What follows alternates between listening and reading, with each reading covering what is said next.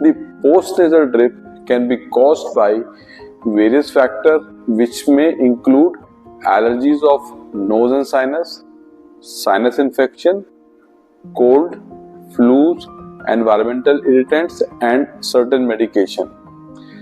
Symptoms of chronic cough may be caused by postnasal drip may include persistent cough, sensation of mucus dripping down the throat, throat clearing, hoarseness, and difficulty in swallowing. Diagnosing chronic cough due to postnasal drip involves a thorough medical history, physical examination, and assessment of symptoms.